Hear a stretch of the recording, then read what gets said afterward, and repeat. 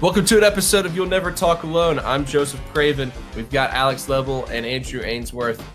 And what the did we even watch today in that tournament? Nuts. This is our Mersyside Derby reaction episode being recorded the day of, after having watched, having recovered, and taking a couple of hours to try and evaluate what it is that we even witnessed.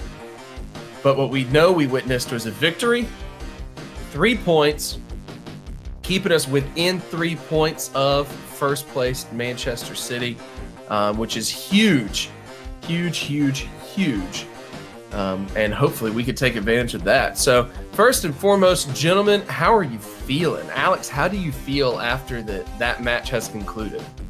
I really don't even know, because it switched from frustration and anger to pure joy so quickly because of how badly that initial cross was shanked / how visionary Virgil van Dijk is to purposely hit the crossbar in Pickford's hands.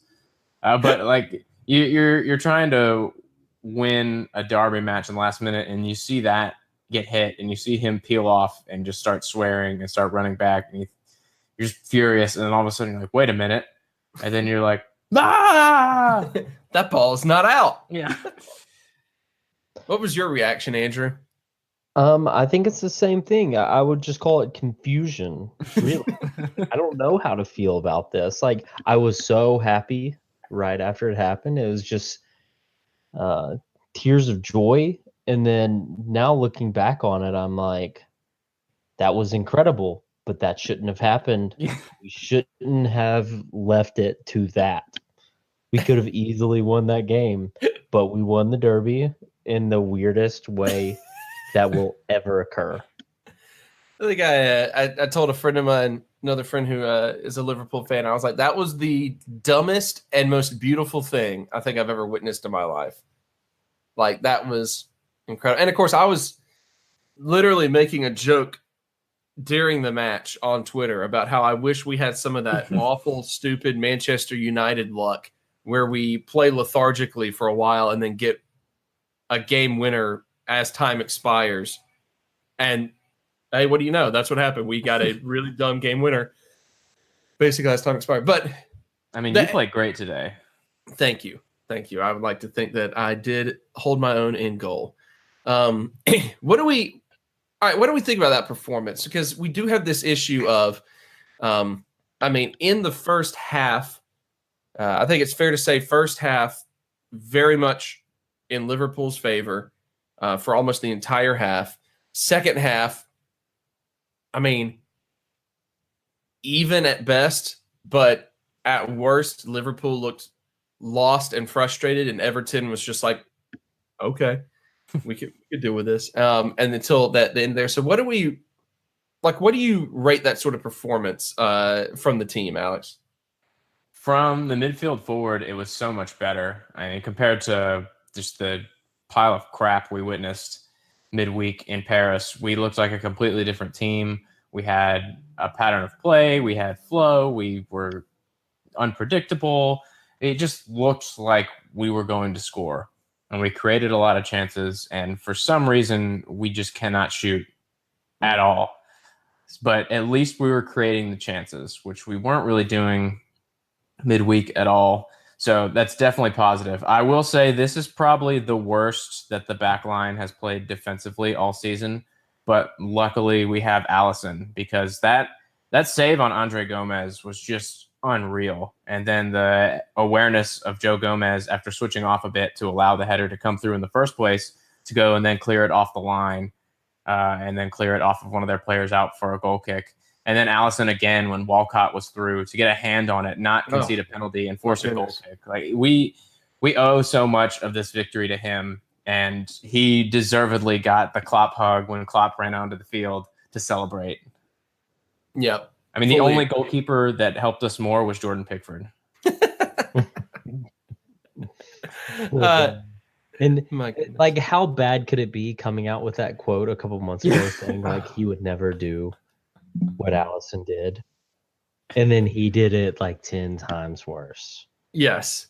And not only that, but he was making errors all game long in terms of like 20 seconds. Yeah, he couldn't pass to anybody. He couldn't seem to just like hang on. Like the only thing he did well was get enough in the way where even when we were like kind of shooting all right, we missed because we had to work around him. Like that was the only thing he did well the entire match. But Andrew, do you agree with Alex as far as the assessment of the match? There are a lot of positives, even if it was a frustrating match.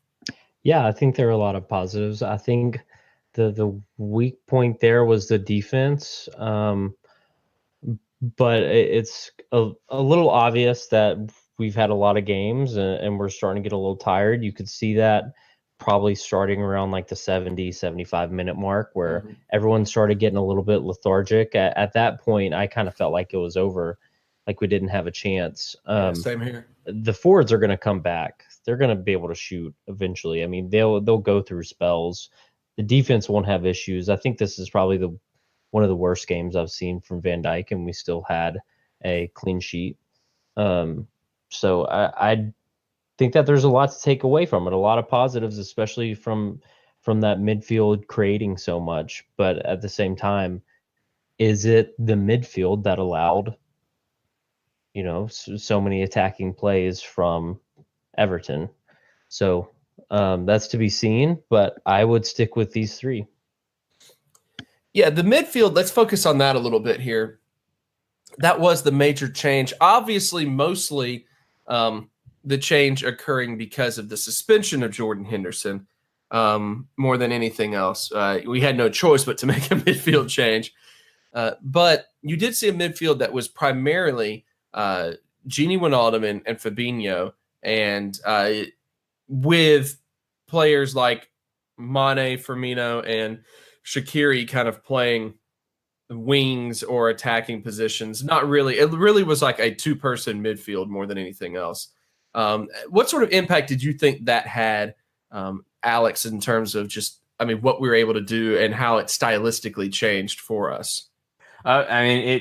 It definitely had a big impact, and you're right. We did it looked like a 4-2-3-1 when they put the team sheet out, but it was kind of that 4-2-2-2 that we played at some away games last year with Ox on one of the wings, because Shaqiri and Firmino were nominally alternating at 10, but it was really just they were going at the wide areas and playing Salah through, and you could really see that because it was 3v2 in the midfield, and the times when our midfield got overrun was because of that. And you could see sometimes they were being beat for pace, and you could see Gini kind of wearing out a little bit towards the end because I think he's played the most minutes besides Van Dijk and Allison. He's been a mainstay, but he's also a good reflection of how our midfield is performing, because when our midfield is bad, you can look at Gini and be like, what is he doing?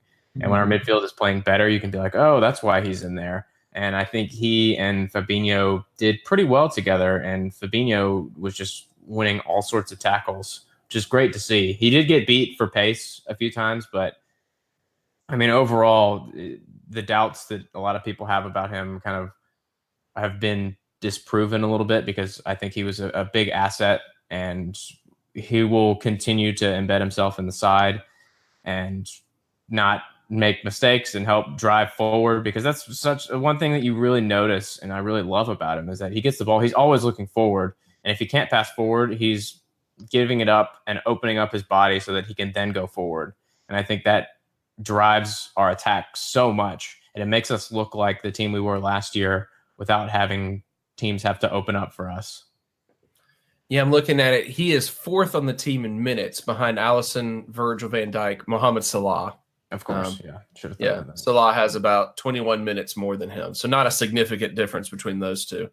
But yeah, that's it. Yeah, and I think you're absolutely right. It's very noticeable when we have good Gini, and we have Gini in a situation that fits what he wants to do, and he seems to work well with Fabinho in terms of complementing each other in style.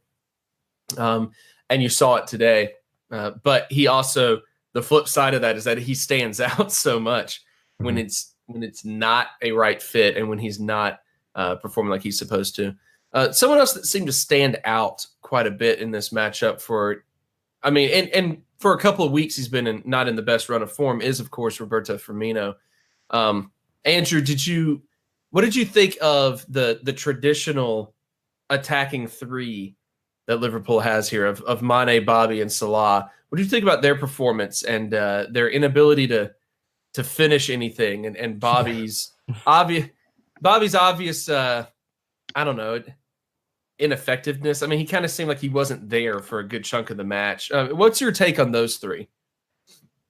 I'll go through them one by one. So, obviously, I think we can kind of lump Salah and Mane together a little bit there.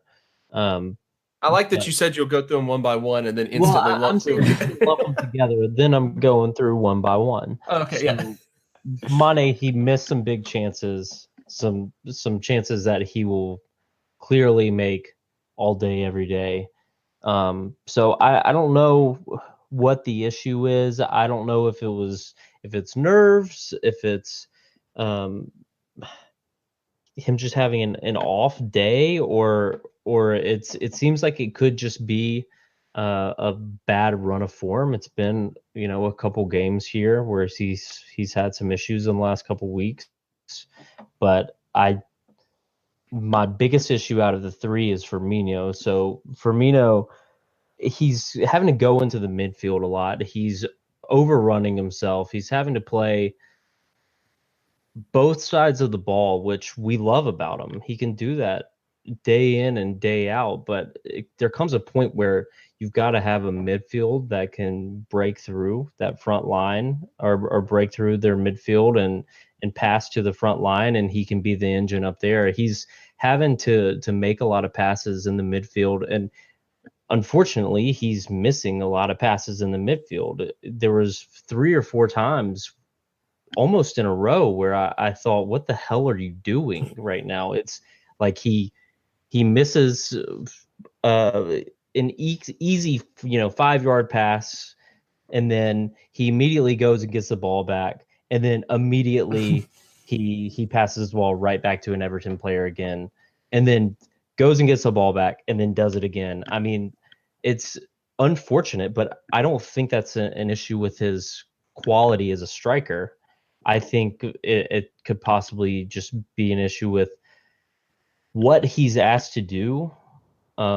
I think he needs to be asked to do that, but I think he's asked to do it a little bit too often, and that's turning into a very pivotal part of his game where he's not focusing as much on being a scoring striker, which is okay if Salah's scoring 50 goals a season, but when Salah's having a rut like he is, which I guess we'll call it a rut, 2 years ago, we had him scoring this many goals. We would have said, yeah, this is great, whatever. But right now, this is a rut for Salah, and you can't have Salah playing bad and Firmino having to play basically in a midfield and play as a forward at the same time and not be able to score when both Mane and Salah can't score either. But luckily we're getting by. I think there's some cracks there that could eventually unfold, and we'll see. Yeah, it seems like a situation where it either could unfold or they start to get momentum and get back in the form that we recognize. You know what I mean? Like, exactly. Yeah. Who knows? Who knows? I mean, it happens all the time with players. They'll go in and out of funks, and sometimes they'll come back, and sometimes it'll be a long time before they do. And if it is a long time, we've got to have some other options. So we can't keep playing in the same style that we're playing. Shooter's going to shoot. You know what I mean? You just keep on shooting if you're a shooter, right? That's what people say, right? Yeah. I think you forgot that we're not on the basketball podcast right now. My bad. Yeah, it's very interesting that, when Firmino gets here, he's coming in, I mean, essentially as an attacking midfielder. At least that's what he had played up until that point in his career, played more so in the midfield.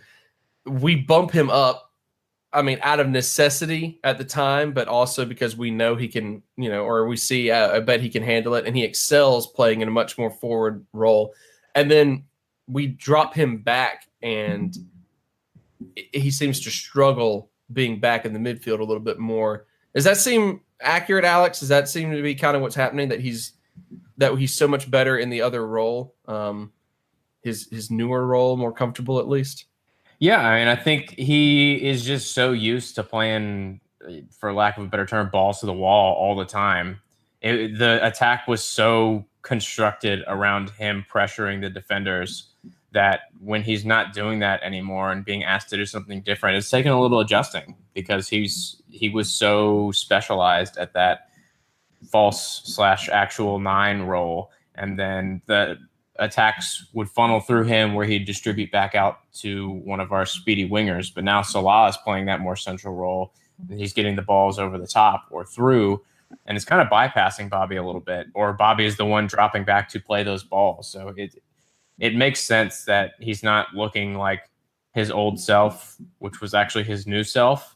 It's going to take some adjusting, and he's not the only, he's just kind of a victim of our stuttering execution of our game plan to some respects. I mean, he seems out of place because our whole team has been relatively out of sorts despite picking up great results like this.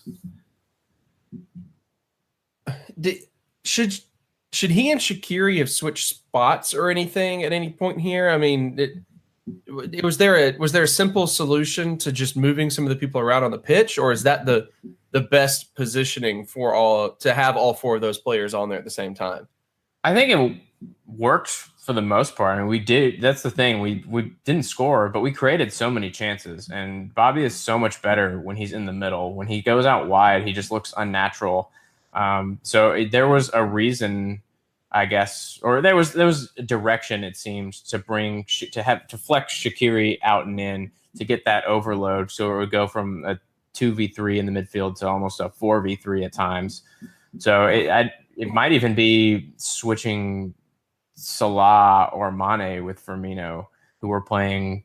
Mane tends to drift out wide more because he just likes to come in from that direction, but he does take up a lot of central positions. So I don't know, maybe switching them will get the most out of both of them, or just having Bobby adjust fully. And he also just looks tired. I mean, he 2 international breaks, long flights. He might just need a rest. And it looks like we've got a brand new hero to come in and take his spot. That we do. Oh my goodness. Yes. All right. The 84th minute rolls around. We've had, a first half in which we were the dominant team. We were attacking well, especially from the beginning. Like, we looked like we wanted to jump out early, be super aggressive.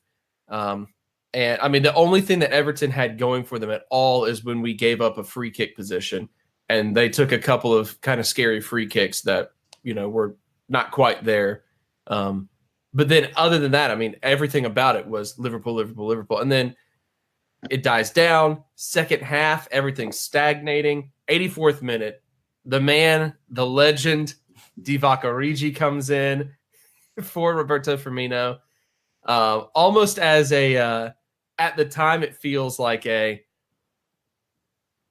whatever. I mean, this is just how the match is going to be. Let's just throw everyone out there, sort of thing. But then he's the one who ends up being, to his, credit, he comes in and right off the bat is aggressive and is a bit of a spark in the offense. And then, of course, he capitalizes there. Andrew, what do you think about the fact that that's the goal that actually goes in? I mean, we had so many shots that were pretty good. We had a lot of shot attempts in general, but so many shots that were pretty good. Only a few that looked really scary, but you almost kind of felt like it should have been 3-0 by the time that even happens, but it's not. And so that's the one that goes in. I mean, what do we even do with that? Look, I'll take it. I mean, especially because it's against Everton and it happens the way that it happens. It just feels like it's kind of just like, yeah, fuck you,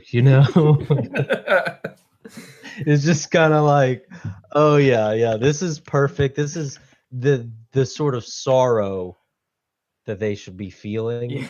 You know, and Divock coming on to redeem himself Yeah. after he was injured by an Everton player.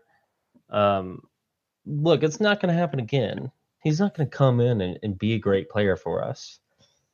But like, if you can have that one squad guy come on once in the season and get those 2 extra points, it was all worth keeping him. Yep. So I'm glad it happened. I'll take it all day, every day, especially in the circumstances. But we should have scored, and I'm still confused.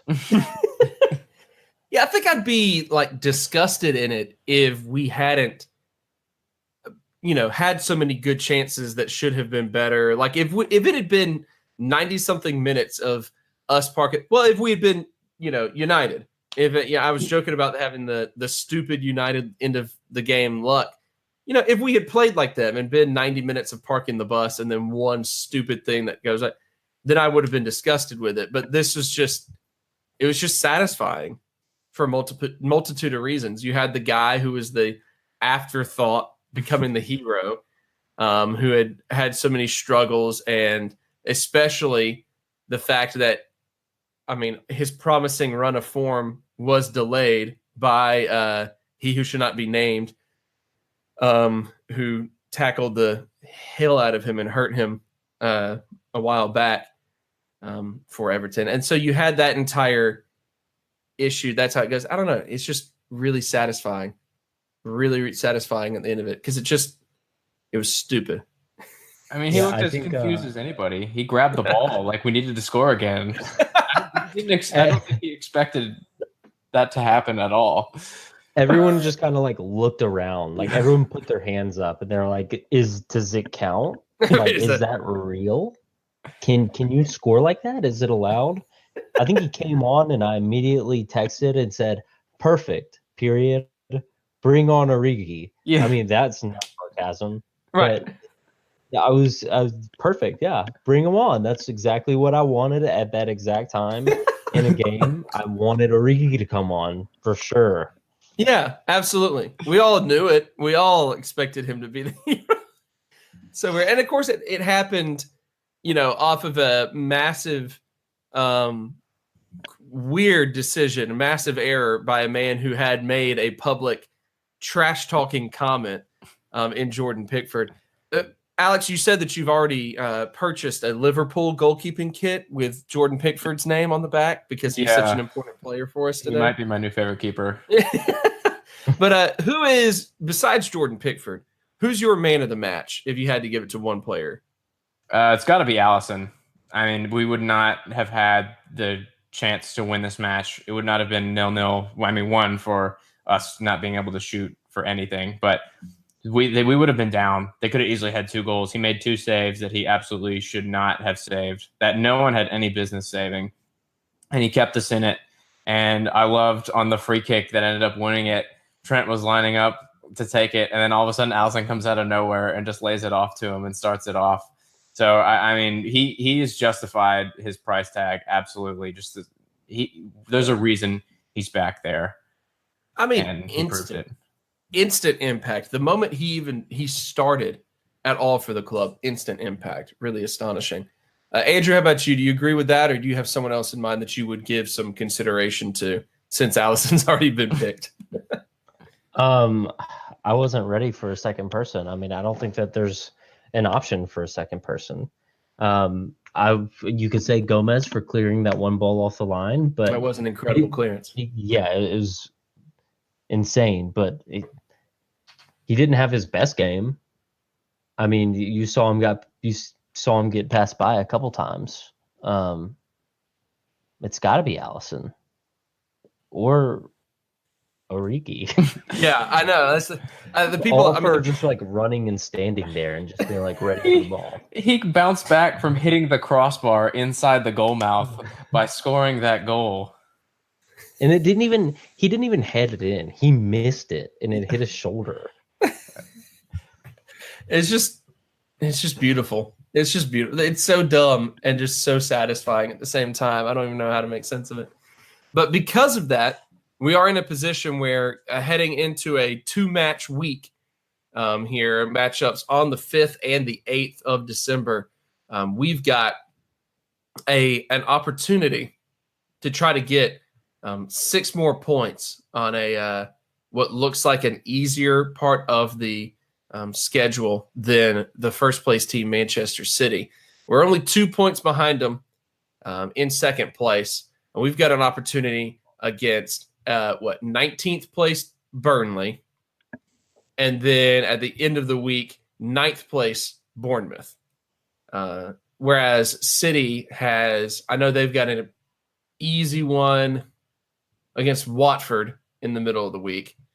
Well, that's 10th place, so it's, equal to one of our matchups. But then, of course, they have to go up against Chelsea at the end of the week on the 8th. So if anything happens there, if Chelsea is able to even draw with them and we take advantage of that, we could jump first place here. So let's look ahead at the week, those 2 matchups against Burnley and against AFC Bournemouth.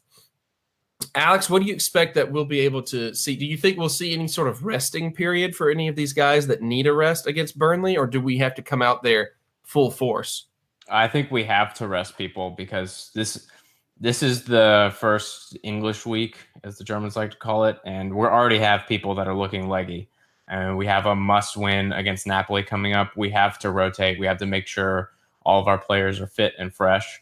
So could easily see Henderson coming back into the side for one of these 2 matches. Could also see Naby starting one of these because, he wasn't sparkling today. But, again, you see it against PSG and you see it here that the way he comes on and tries to bring the people around him into play is exactly what we need. It's kind of along the lines of Fabinho. It's always driving forward. It's running off the ball. It's simple, but it's a lot of stuff outside of that. So expect them to come in, probably Sturridge, maybe even Origi starting one of these matches because we need to rotate the front 3 and Bobby definitely needs a rest. So expecting a lot of rotation. One thing I really do not hope happens is that Gomez gets shunted out wide to right back and Lovren comes in because that just never looks comfortable. So really don't want that to happen. But I'm feeling good. Burnley suck, but going there is always tough. But still expect us to get the 3 points, even without Klavan in the side. The almighty Ragnar Klavan. Andrew, how good do you think our chances are of being able to get 6 points versus Man City's chances of getting 6 points over the week? We've definitely got better chance. Just because the opponents that we play, but I don't know. It's Man City. There's like a 85% chance that they get 6 points against both these. They might end up with 12 points against each other. Like Chelsea stuttered in midweek, or not midweek, last weekend against Tottenham, and they showed exactly how to beat them, and Pep's going to take note. And even if he doesn't, their squad can still beat this Chelsea squad any day of the week. Yeah. So they could probably play their backups and still decently beat them, just because of how fluid they are and how they've been playing together for so long now, and how they all they follow the system and they win all the time. It's kind of become like a ongoing joke on the Liverpool subreddit that can't wait to get 96 points this year and come in second. Right. It's pretty disgusting, but it's also impressive in a, again, nauseating sort of way. Mm-hmm. I still think we have a chance, though. Yeah. January 3rd, we play Man City. Let's just win out forever. Why not? Yeah, never lose again. Ever again. We can win every single game like we won today. I'll be fine. It is just, it's the dumbest thing to consider that, you have to, like you can't count on them stumbling at all. Like if you want to have a chance, you really do have to stay like completely undefeated. Yeah. Really Usually you can be like, oh yeah, I'm gonna get 90 points, 95 points, but I mean they could get 105 points. Like what are you supposed to do? I mean, there was until Origi's goal in this one. There's people talking about, oh well, 1 point doesn't really help Liverpool. That can really damage their chances. 1 point versus 3 points, and people are like, that could do it for him. I mean, bit of an overblown statement, but that's what some people are saying. But it's just wild. That's kind of how it is. Like you have to be almost perfect to beat a team that is playing almost perfectly. Weirdest thing. UEFA has put together a great team in Manchester, and so credit to them for their recruiting and their accounting. For sure. We could record an entire episode about that. I feel pretty confident. All right, this Burnley matchup. Alex, what do you think we'll see, and what's your scoreline prediction? I think we'll see. There will be at least 20 minutes where we look like absolute shit. But I'm expecting 27-0 win because Divock Origi's number is 27, and he will score 27 goals with every part of his neck like he did today. Okay. Andrew, how about you? What's your thoughts on this upcoming matchup and scoreline prediction? I don't know. I mean, the pessimist in me wants to say that we've had trouble scoring less. I mean, even last week where we won 3-0, we had some difficulty scoring up until we scored. Late in the game. I mean, we had good chances. I think we should win 2-0, but I think that's only because we're going to get a million chances. Yeah, there's just not a whole lot about Burnley right now that is appealing. Yeah, they're almost as bad as West Ham. Almost. I mean, what did they do? They lost 2-0 to Palace today or this weekend. I mean, they have Jordan Pickford's ancestor, Joe Hart, in net as well, so we can see the origins of hilarious goalkeeping errors. Yeah, I mean, if you're an English keeper, you've got to have something on your resume there that just says, what the fuck was he thinking? Oh, no doubt. How Palace had gone how many matches? 408 matches without scoring and winning. It felt that way. Palace had this massive winless run going that they were able to break this weekend against Burnley. Oof. That's rough. That is rough.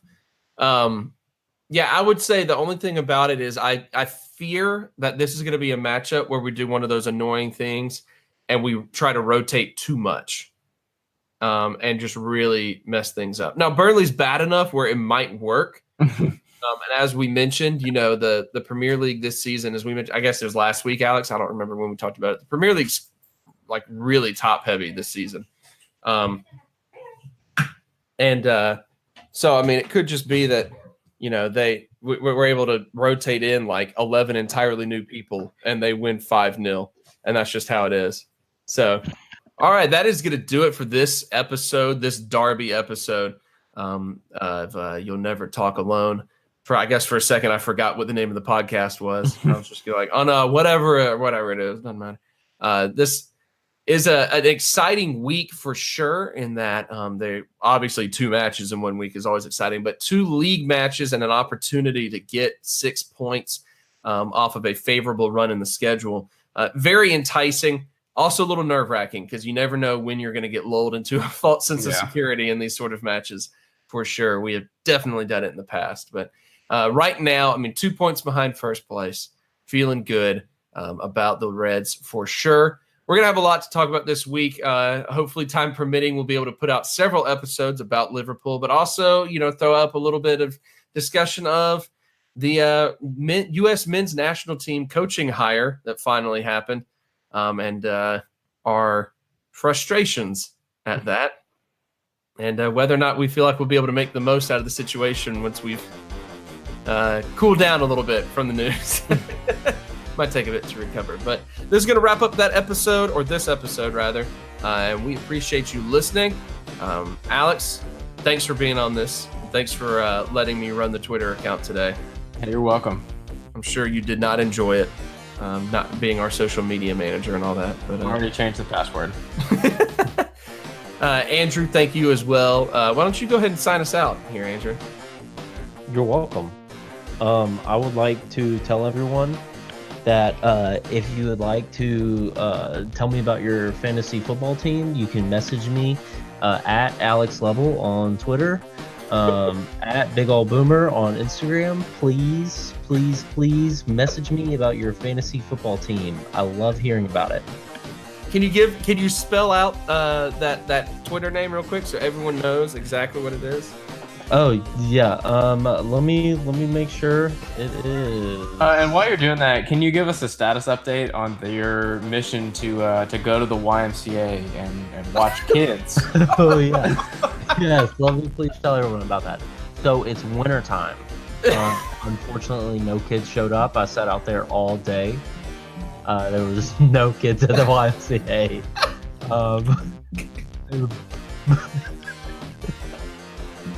All right, we'll see you next time.